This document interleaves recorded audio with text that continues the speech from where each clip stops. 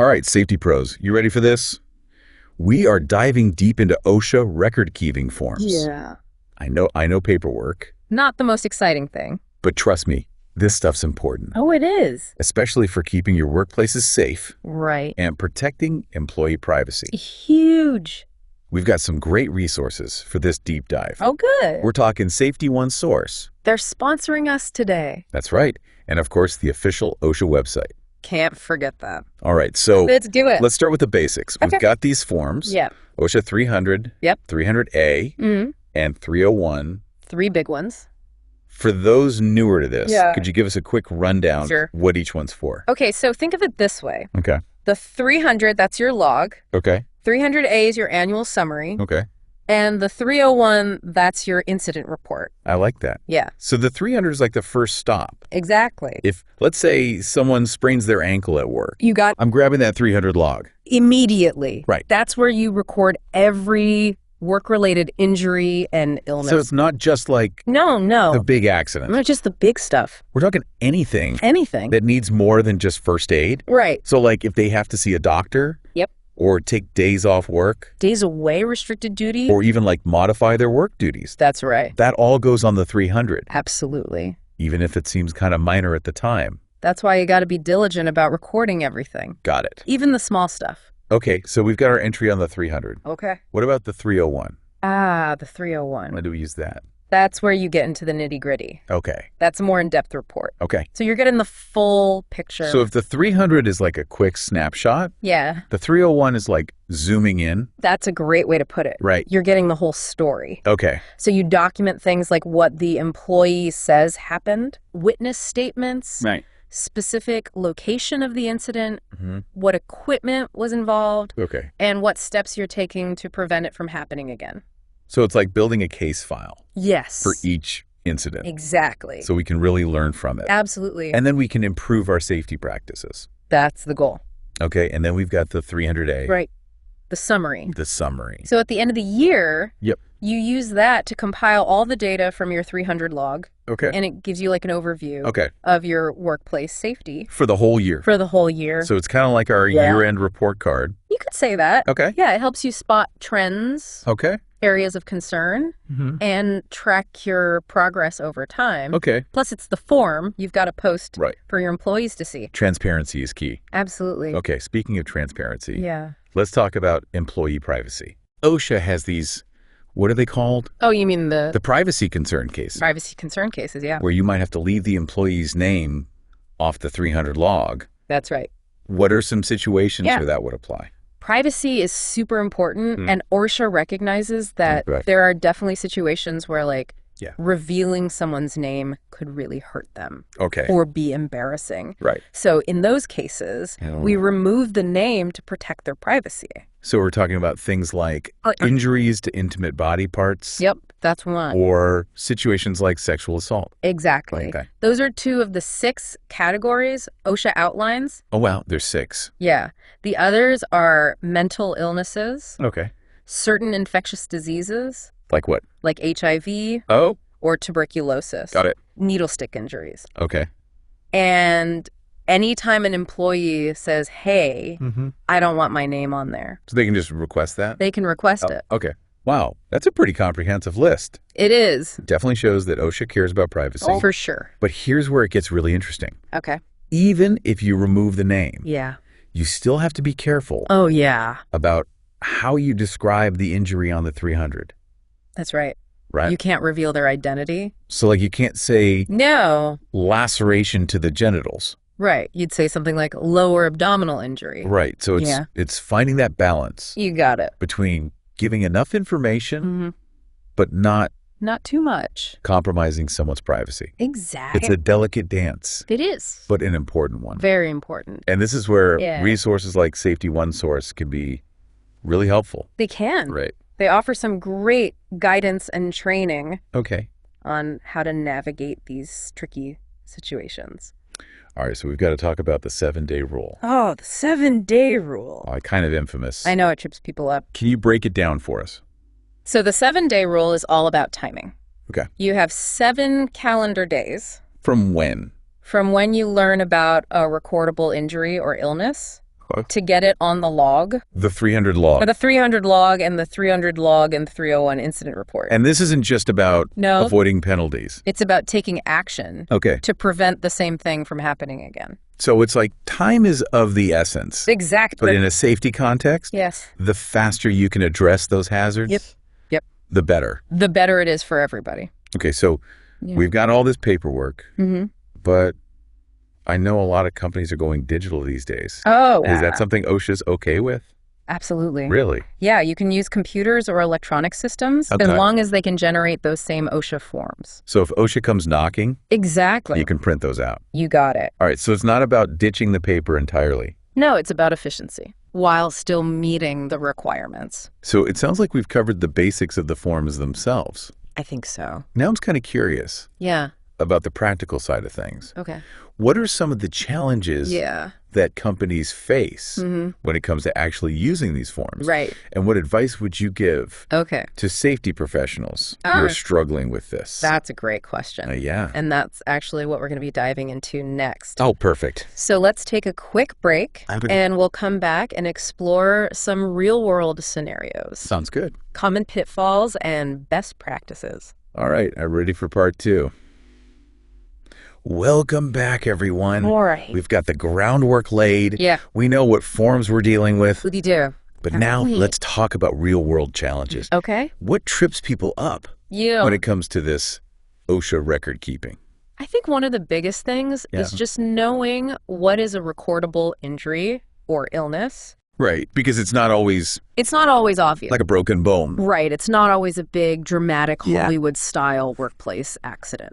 So what else do we need to be thinking about? Well, we have to think about things like repetitive strain injuries. Okay. Hearing loss. That develops over time. Exactly. Or even like cases of the flu. Oh, wow. If they can be traced back. Okay. Workplace conditions. So safety managers can't just focus on those big obvious incidents. They got to be thinking about the more subtle things. Those things that could kind of slip under the radar. Exactly. What are some tips for making sure nothing gets missed? I think training is a big one. Okay. Making sure everybody understands what needs to be reported and why it's so important. So building that safety awareness. That culture of safety. Yeah, from the ground up. Absolutely. Okay. And when it comes to actually filling out the forms, we want to be clear. Clarity is key. So don't just write back injury. No, be specific. Okay. Is it a strain? Okay. Is it a sprain? Herniated disc? Right. We want all those details. All the details. Because that helps us later. Exactly. When we're analyzing trends, trying to prevent things in the future. Absolutely. It's kind of like the difference between saying I went on vacation or I spent a week hiking in the Alps. I love that analogy. Right. One is super vague. Yeah. The other one, you can really picture it. Exactly. And the 300 log. Yeah. That's just the first step. It is. Then we've got the 301. The incident report. Where we really get into it. Get the whole story there. All the details. So what happened? Okay. How did it happen? Were there any contributing factors? So we're like detectives here. Exactly. Looking for clues. You're gathering evidence, piecing together what happened. And this is where those extra resources come in handy. Yes. Like witness statements, photos, videos. All of that can be really valuable. Okay, so we need to do a thorough investigation. For sure. But what are some of the mistakes you see? Oh, there are some common ones. Yeah. I think people are sometimes too vague or generic. Like just saying slip, trip, and fall. Okay. It doesn't tell us anything. Right. Was it a wet floor? Okay. A loose rug? Something in the walkway? Those details matter. They really do. And this is where those equivalent forms can be really helpful. Especially if your insurance forms already have more detail. So we can you can streamline the process and make sure you're getting all the information. But it can't just be any old form. No, it has to meet OSHA's requirements. Okay, so it has to be comprehensive. Comprehensive. And if there are gaps? You've got to fill them in with extra documentation. Got it. So it's about finding a system that works. Yes. Whether it's using those equivalent forms or sticking with the OSHA forms or going digital. Right. But it's got to be thorough. Thorough, and it's got to meet those requirements. Okay. And, talking about digital record keeping. Yeah. that can be a little tricky too. Oh, how so? Well, it's great for efficiency and Okay. organization, but you've got to choose a system Yeah. that's user-friendly Okay. and lets you easily get those OSHA reports. Because OSHA could still ask for those reports, Oh, absolutely. even if you're keeping everything digitally. You have to be able to produce them. Okay, so there are a lot of software programs out there. Oh, yeah, there are a ton. Any recommendations for safety professionals? I mean, there are industry-specific ones Okay. and more general safety management systems. Okay. I would say do your research, Mm-hmm. talk to other safety professionals, Okay. and choose what fits your needs and your budget. It's kind of like buying a new car. Exactly. You don't just get the first one you see. No, you shop around. Right. You test drive a few and Yeah. find one that you like. Okay, so we've talked about the challenges Yeah. and tips for using the forms. Right. But there's one thing we haven't really talked about yet. Okay. The human factor. Ah, yes. How do we get people to see these forms Mm-hmm. as more than just paperwork That's a great question. and really see them as part of Yeah. building a safety culture? That's the million-dollar question. Yeah. It's about changing your perspective, Oh. moving away from that reactive approach Okay. where you're just documenting incidents After they've happened. after they've happened. Right. So instead of playing catch up, Yeah. we want to be more proactive Data-driven. so we can anticipate hazards Yeah. before they become incidents. Exactly. Okay, so how do we actually do that? Well, by analyzing the data on those forms, Okay. we can start to see trends, spot those risks, Yeah. and come up with solutions.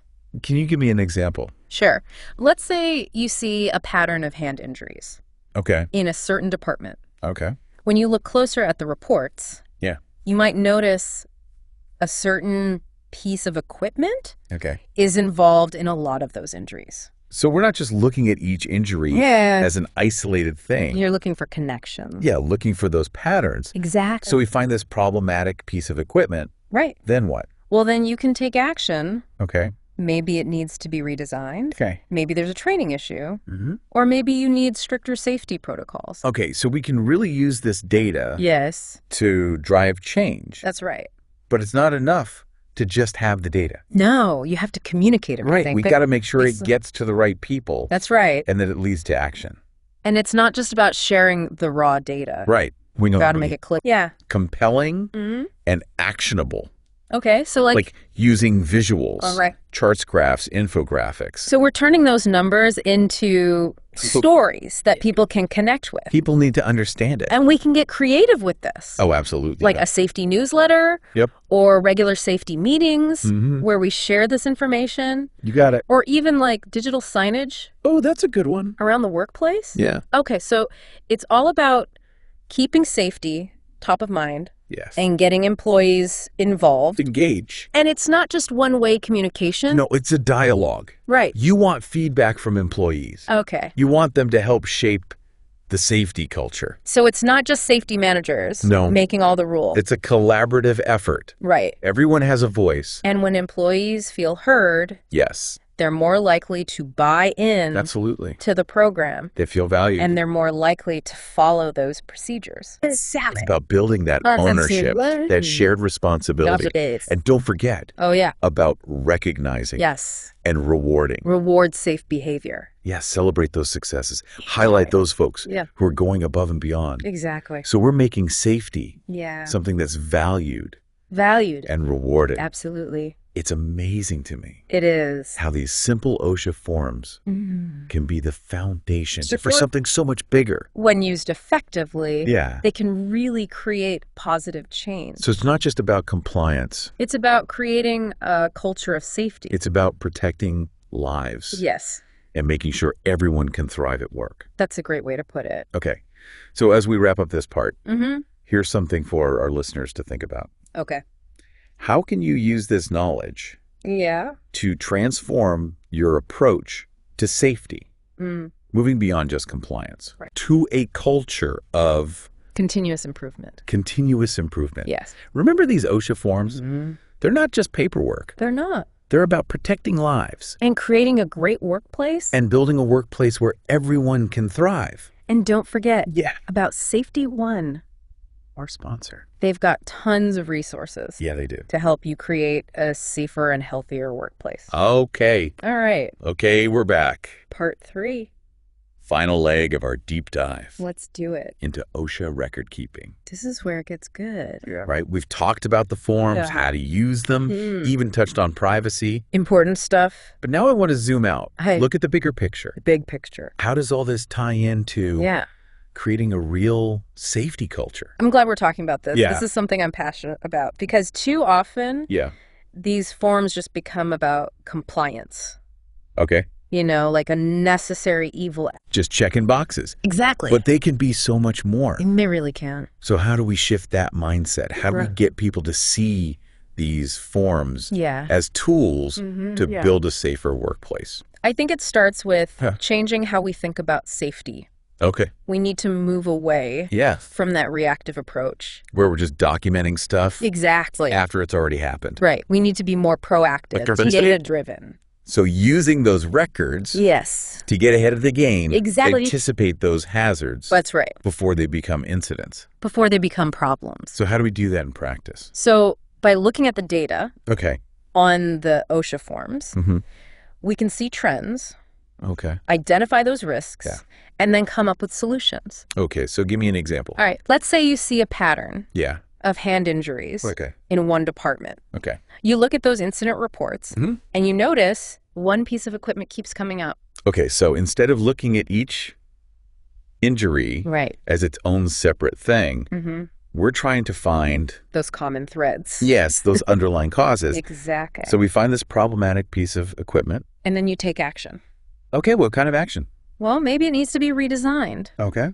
Maybe the training needs to be improved, or maybe you need stricter rules. Okay, so we can use this data to make real changes. Yes. But it's not enough to just have the data. You have to communicate it. Right. We've got to get it to the right people. Absolutely. And make sure it leads to action. And you've got to make it clear. Yeah. Easy to understand and actually useful. So how do we do that? Think visuals. Okay. Charts, graphs, infographics. So we're taking those numbers and turning them into stories. Yeah. Something people can connect with. Right. Something they can understand. Exactly. And we can get creative with this. Oh, yeah. Like what? You could have a safety newsletter, regular safety meetings where you share this information. Okay. Even digital signage around the workplace. Just keeping safety top of mind. Exactly. And getting people involved. Engaged. And this isn't just one-way communication. Oh, it should be a conversation. We want that feedback. Yes. From employees. And you want to hear from them. We want them to help us shape the safety culture. Absolutely. So it's not just safety managers. It's everyone working together. Right. Because when employees feel heard, they buy in to the program. They feel like they're part of it. And they're more likely to follow those procedures. Absolutely. It's about creating that ownership. That shared responsibility. Exactly. And we can't forget about rewarding people for doing things safely. Celebrate those successes. Right. Highlight those folks who are going above and beyond. Make it something to be proud of. It's amazing to me how these simple forms can be the starting point. They can. For something so much bigger. It's about changing the culture.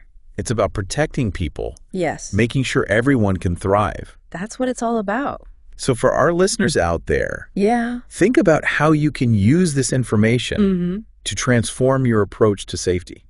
Go beyond just checking those boxes. It's not just about compliance. It's about building a better workplace. It's about protecting lives. And remember, Safety One Source, our sponsor, they have a ton of resources. They do. To help you on this journey. All right. Thanks for joining us on this deep dive. Stay safe out there, everyone. And we'll see you next time.